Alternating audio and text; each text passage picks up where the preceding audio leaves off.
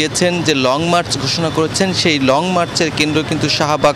কিন্তু শাহবাগকে কেন্দ্র করে চতুর্পাশেই কিন্তু সেনা সদস্য মোতায়েন করা হয়েছে। বিজিবি, আনসার, পুলিশ সদস্য সহ র্যাব সদস্যরাও কিন্তু সতর্ক অবস্থায় রয়েছেন। এছাড়া বিজয় সরণিতেও সেখানে কিন্তু টহল রয়েছে সেনাবাহিনীর এবং সতর্ক প্রহরা রয়েছে, এবং রাজধানীর বিভিন্ন পয়েন্টেই কিন্তু সেনাবাহিনী মোতায়েন রয়েছে এবং কারফিউ একই সঙ্গে চলছে।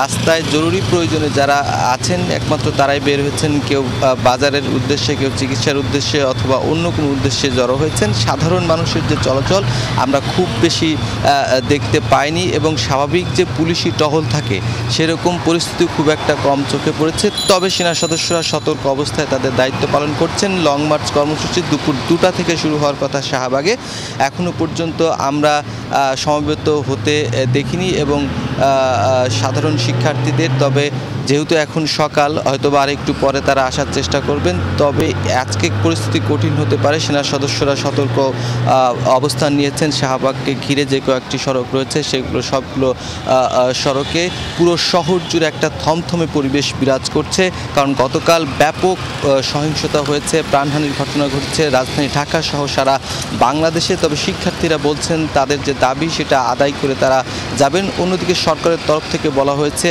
সরকার পতনের যে এক দফা দাবি দেওয়া হয়েছে এটি শিক্ষার্থীদের নয়, এবং যারা